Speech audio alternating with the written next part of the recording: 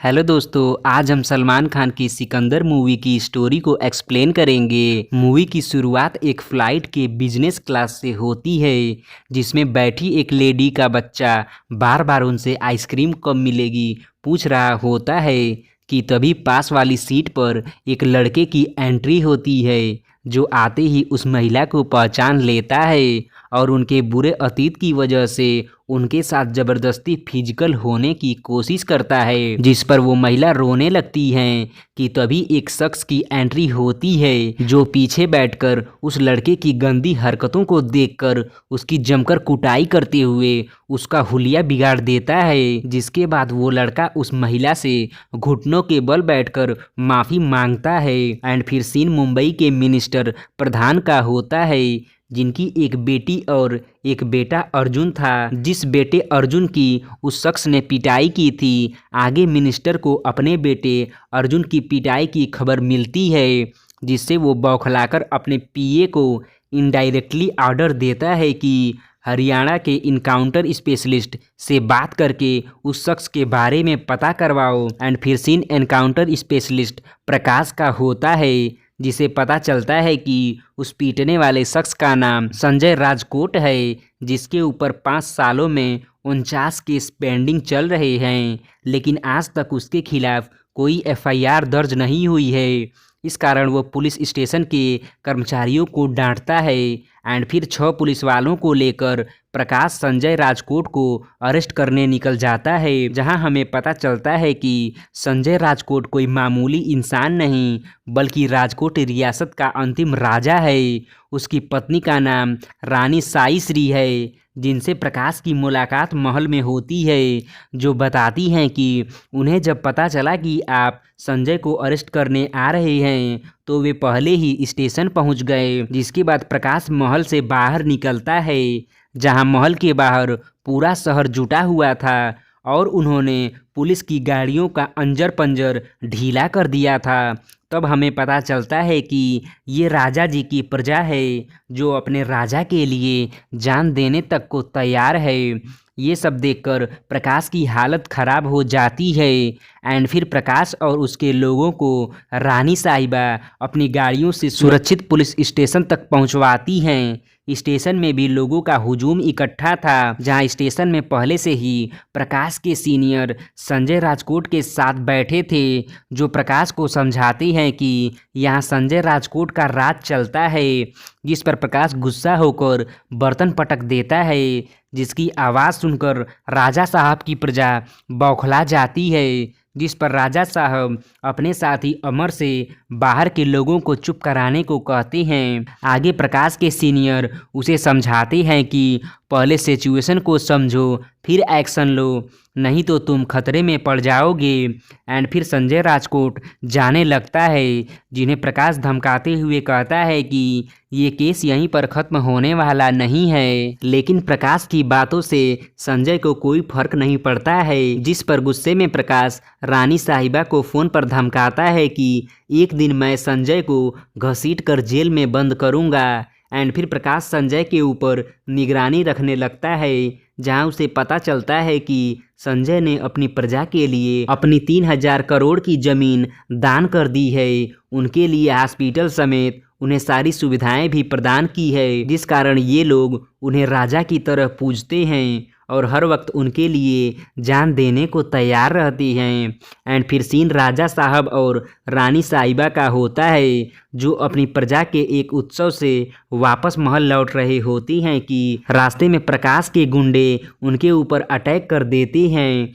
चूँकि उस समय संजय के साथ उसके साथी भी नहीं थे, जिसके बावजूद भी संजय सारे गुंडों को खूब पीटता है। एंड फिर सीन मिनिस्टर के बेटे अर्जुन के बर्थडे का होता है, जहां अर्जुन केक काटने की तैयारी में था कि तभी उसे पता चलता है कि उसका बर्थडे सोशल मीडिया पर नंबर 1 पर ट्रेंड करने के साथ उसके फॉलोअर्स की संख्या भी काफ़ी तेज़ी से बढ़ रही है, जिससे अर्जुन काफ़ी खुश था कि तभी वहां उपस्थित लोगों के मोबाइल पर एक वीडियो क्लिप आता है, जिसे देखकर मिनिस्टर बौखला जाता है। तब हमें पता चलता है कि वो वीडियो क्लिप तो अर्जुन का है, जिसमें संजय उसे कुत्तों की तरह पीट रहा है। वीडियो देखकर मिनिस्टर के साथ अर्जुन भी बौखला जाता है, जिस पर मिनिस्टर अर्जुन से कहता है कि अब हमें उसका सर काटकर सर पर फेंकना होगा, तभी लोग हमसे डरेंगे। एंड फिर सीन रानी साहिबा का होता है, जो कि अपने प्रेग्नेंट होने की खबर चहकते हुए संजय को बताने जाती हैं।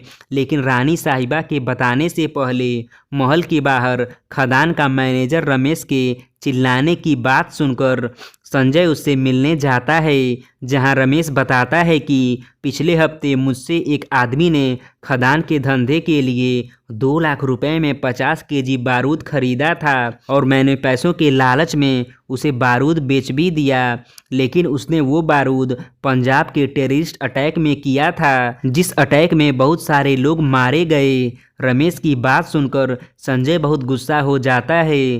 तभी रानी साहिबा को एक पुलिस वाला फ़ोन पर बताता है कि प्रकाश को पता चल चुका है कि पंजाब के टेररिस्ट अटैक में जो बारूद यूज किया गया था वो राजा साहब की खदान का है। इसलिए प्रकाश एक प्लान के तहत पंजाब से कुछ लोगों को बुलाकर मैनेजर की हत्या करवाने वाला है, ताकि मैनेजर के मरते ही सारा आरोप राजा साहब पर आ जाए और वो उन्हें अरेस्ट कर सके। जिसके बाद रानी साहिबा और संजय खदान जाकर गुंडों को मारते हुए मैनेजर को बचा लेते हैं। चूँकि खदान में अचानक बम ब्लास्ट होने से रानी साहिबा के पेट में चोट लग चुकी थी, जिस कारण उन्हें हॉस्पिटल में एडमिट करवाया जाता है। दूसरी तरफ संजय मैनेजर को कोर्ट में पेश कर देता है, जिसके गवाही देने से राजा साहब पर आरोप सिद्ध नहीं हो पाता और वे बच जाते हैं। लेकिन तभी उन्हें पता चलता है कि रानी साहिबा की इलाज के दौरान मौत हो चुकी है, जिस दुख से राजा साहब के साथ उनकी प्रजा भी रोने लगती है। तभी उन्हें डॉक्टर बताते हैं कि रानी साहिबा ने आर्गन डोनेट करने के लिए रजिस्ट्रेशन करवाया था, जिसकी हमें आपसे परमिशन चाहिए। एंड फिर राजा साहब परमिशन दे देते हैं, क्योंकि राजा साहब को रानी के बारे में कुछ नहीं पता था, क्योंकि उनका सारा समय तो प्रजा की सेवा में ही बीत जाता था। जिसके बाद राजा साहब फैसला करते हैं कि रानी साहिबा ने जिन्हें अपना हार्ट, आई और लंग डोनेट किया है, उन्हें मैं किसी भी हालत में कोई परेशानी होने नहीं दूंगा। जिसके बाद उन्हें डॉक्टर से पता चलता है कि वो तीनों लोग मुंबई में रहते हैं। एंड फिर राजा साहब अमर और अपने साथियों को लेकर उन तीनों से मिलने मुंबई निकल जाते हैं और मुंबई पहुंचकर सबसे पहले धारावी जाते हैं, जहां उन्हें वो लड़का कमरुद्दीन मिलता है, जिसे रानी साहिबा का लंग ट्रांसप्लांट हुआ था। कमरुद्दीन से मिलकर राजा साहब बहुत खुश होते हैं और फिर कमरुद्दीन के साथ धारावी के सारे बच्चों को खूब खिलाते पिलाते और घुमाते हैं, जहां संजय की मुलाकात कमरुद्दीन के डॉक्टर से होती है, जो उन्हें बताती हैं कि इस एरिया में लंग इन्फेक्शन आम बात है, क्योंकि ये एरिया मुंबई का सबसे पॉल्यूटेड एरिया है, जहां हर साल 36 लोग लंग इन्फेक्शन से मर जाते हैं। और अगर कमरुद्दीन को भी टाइम पर डोनर नहीं मिलता तो वो भी मरने वालों की लिस्ट में होता। आगे वो डॉक्टर बताती है कि यहाँ यूएस के बड़े मॉल को बनाने के लिए 20 एकड़ की ज़मीन चाहिए थी, जिसके लिए ब्रोकर विराट बख्शी ने इस जगह को चुना है और अब इस जगह को साफ करने के लिए यहाँ का सारा कचरा वो दिन रात जला रहा है। जिसके बाद संजय कमरुद्दीन को स्वस्थ रखने के लिए अपने आदमी वेड से उस जगह को पॉल्यूशन फ्री करने के लिए विराट बख्शी से मिलने को कहता है। एंड फिर संजय माटुंगा में उस लेडी के घर जाता है जिनको रानी साई श्री की आंखें दी गई थी। वो परिवार एक ब्राह्मण व्यक्ति का था जिसके बेटे से उस लेडी वैदेही की शादी हुई थी, जिनको रानी साहिबा की आंखें लगी थी। उस लेडी की आंखों को देखकर संजय को रानी साहिबा की याद आ जाती है, जहां हमें पता चलता है कि वैदेही का ऑपरेशन उसकी ज्वेलरी गिरवी रखकर करवाया गया है। जिसके बाद संजय वैदेही के बच्चों को चॉकलेट देता है और उसके गिरवी रखे गहनों को भी उन्हें लौटा देता है। गहनों को पाकर वैदेही का परिवार खुश हो जाता है। एंड फिर संजय एक हेल्थ सेंटर जाता है जहां उसकी मुलाकात निशा नाम की लड़की से होती है, जिसे रानी साहिबा का हार्ट ट्रांसप्लांट हुआ था। लेकिन निशा के साथ एक प्रॉब्लम ये थी कि हार्ट ट्रांसप्लांट होने के बाद उसकी हार्ट बीट स्लो होती जा रही है, जिस कारण उसके माता पिता काफ़ी रो रहे थे। ये सब देखकर संजय दुखी हो जाता है और फिर जाने माने डॉक्टर जॉन को वीडियो कॉल पर लेकर निशा का ट्रीटमेंट करवाता है, जिस कारण उसकी हेल्थ काफ़ी ठीक हो जाती है, जिससे उस लड़की का परिवार और संजय सभी खुश हो जाते हैं। अब तीनों पेशेंट से मिलकर उन्हें सेफ करने के बाद संजय खुशी खुशी अपने लोगों के साथ वापस राजकोट लौटने के लिए टैक्सी पकड़ता है। एंड फिर सीन मिनिस्टर का होता है, जो रोड के बीच अपने बेटे के साथ जनसभा को संबोधित करते हुए कहता है कि किसी आदमी को प्लेन के अंदर कुत्ते की तरह पीटा गया और विपक्षियों ने एआई के जरिए उसे मेरा बेटा बना दिया, लेकिन मैं उनसे डरने वाला नहीं हूँ। कि तभी उसी रास्ते से संजय भी गुजर रहा होता है। आगे उस जनसभा में विरोधी बवाल कर देती हैं, जिस दौरान अर्जुन को स्क्रीन पर संजय दिख जाता है, जिसे देखकर अर्जुन और मिनिस्टर बौखला जाते हैं। एंड फिर अर्जुन अपने लोगों के साथ संजय को पकड़ने निकल जाता है। आगे संजय और अर्जुन में काफ़ी चेज होती है, जिस दौरान अर्जुन की गाड़ी में एक पेट्रोल बम फटने की वजह से उसकी गाड़ी ब्लास्ट हो जाती है और अर्जुन की मौके पर ही मौत हो जाती है। जनसभा में मौत की खबर सुनकर मिनिस्टर पागल हो जाता है, जिसके बाद प्रकाश संजय के महल पहुंच जाता है, जहां उसे पता चलता है कि संजय मुंबई उन लोगों से मिलने गया है जिन्हें रानी साहिबा के आर्गन डोनेट किए गए थे। एंड फिर ये सारी इन्फॉर्मेशन प्रकाश मिनिस्टर को बता देता है, जिसके बाद मिनिस्टर ट्रेन में बैठे संजय को धमकी देता है कि तू तो बचकर चला जाएगा, लेकिन जिन्हें तेरी वाइफ के ऑर्गन डोनेट हुए हैं उन्हें जब तक मैं मार नहीं दूंगा तब तक मैं चैन से नहीं बैठूंगा। मिनिस्टर की बातें सुनकर संजय परेशान हो जाता है और फिर से वापस मुंबई लौट जाता है। आगे मिनिस्टर संजय के खदान के मैनेजर के परिवार को कैद करके उसे ज़बरदस्ती बयान दिलवाता है कि संजय के ही कहने पर मैंने पंजाब में टेररिस्ट अटैक करवाया था।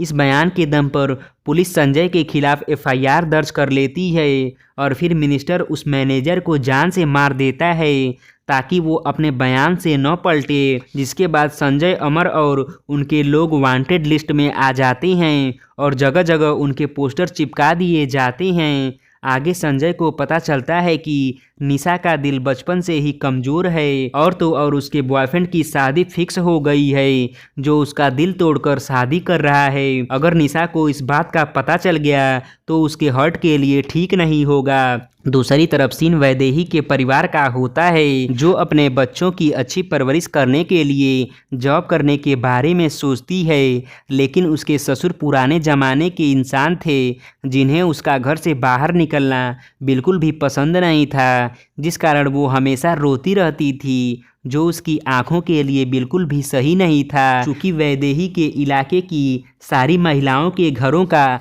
यही हाल था। तभी संजय को पता चलता है कि वैदेही वड़म बड़ा अच्छा बनाती है, इसलिए संजय उसके इस धंधे को बड़ा बनाने की सोचता है। एंड फिर सीन विराट बख्शी का होता है, जो धारावी की हवा में जहर फैला रहा था, जिसके बाद संजय विराट से मिलकर उसे डबल रकम देकर सारा एरिया पॉल्यूशन फ्री करवा देता है, जिससे धारावी के लोग बहुत खुश हो जाते हैं। एंड फिर सीन वैदेही का होता है, जिसे वड़म बनाने का अमेरिका से बड़ा ऑर्डर मिलता है, जिसे पूरा करने के लिए वैदेही पड़ोस की महिलाओं को भी काम पर रख लेती है। अब वैदेही बहुत खुश थी। दूसरी तरफ मिनिस्टर को प्रकाश उन तीनों लोगों का नाम बता देता है जिन्हें रानी साहिबा के आर्गन डोनेट हुए थे। एंड फिर एक दिन वैदेही के परिवार को पता चल जाता है कि संजय पंजाब बम ब्लास्ट करने वाला टेररिस्ट है, जिस कारण वैदेही और उसके परिवार के लोग परेशान हो जाते हैं। दूसरी तरफ कमरुद्दीन की तबीयत खराब होने लगती है, जिससे मिलकर संजय उसे हॉस्पिटल में एडमिट होने की बात करता है, जिस पर कमरुद्दीन कहता है कि मैं चाहता हूं कि आप इस एरिया के 6000 मरीजों को भी एडमिट करवाओ, तभी मैं हॉस्पिटल जाऊंगा। कमरुद्दीन की बात सुनकर संजय उसे शाबाशी देते हुए सबको हॉस्पिटल में एडमिट करवाता है। दूसरी तरफ निशा का बॉयफ्रेंड उसे टॉर्चर करने लगता है, जिसे संजय ऐसा करने से मना करता है, जिस पर निशा संजय को डांटने लगती है। आगे संजय के बारे में जानकर वैदेही के परिवार के लोग उससे नफरत करने लगते हैं। तभी कमरुद्दीन वैदेही और निशा के परिवार को संजय के लोग बताते हैं कि संजय तुम लोगों की मदद किसी फायदे के लिए नहीं कर रहा है, बल्कि अपनी पत्नी के लिए कर रहा है, क्योंकि रानी साहिबा का आर्गन निशा वैदेही और कमरुद्दीन को डोनेट हुआ है, जिन्हें संजय हर हाल में जिंदा रखना चाहता है। ये सारी बातें जानने के बाद निशा वैदेही और कमरुद्दीन के परिवार के लोग संजय से माफ़ी मांगते हैं। कमरुद्दीन तो संजय को अपना बाप तक मान लेता है। आगे संजय तीनों को इंदिरा हॉस्पिटल में सुरक्षित कर देता है, लेकिन मिनिस्टर को लोकेशन पता चल जाती है, जिसके बाद वो तीनों को मारने के लिए वहाँ गुंडे भेजता है, लेकिन संजय गुंडों को पीटकर उन्हें बचा लेता है। इस बीच कमरुद्दीन की हालत और ख़राब होने लगती है, जिन्हें बचाने के लिए संजय दुबई के स्पेशलिस्ट डॉक्टर को इंडिया बुलाता है, लेकिन मिनिस्टर उन्हें इमिग्रेशन इशू की वजह से एयरपोर्ट पर ही रोक देता है, जिसके बाद संजय दिल्ली के किसी बड़े आदमी से बात करके दुबई के डॉक्टर को हॉस्पिटल तक पहुंचा देता है और फिर कमरुद्दीन का ट्रीटमेंट शुरू हो जाता है और फिर कमरुद्दीन की जान बच जाती है। आगे संजय मिनिस्टर को कमरुद्दीन के ठीक होने की न्यूज़ देकर उन्हें जान से मार देता है, जिसके बाद धारावी के 6000 लोगों की जान बचाने की खबर पूरे देश में फैल जाती है, जिसे जानकर प्रकाश संजय से माफ़ी मांगता है और मजबूरी में उन्हें हथकड़ी पहनाकर हॉस्पिटल के बाहर ले जाता है, जहां उन्हें मुंबई की जनता घेर लेती है, जिस पर प्रकाश को संजय को आज़ाद करना पड़ता है। इस प्रकार संजय मिनिस्टर को मारकर कमरुद्दीन, निशा और वैदेही को हमेशा के लिए महफूज कर देता है और ये मूवी यहीं ख़त्म हो जाती है। धन्यवाद।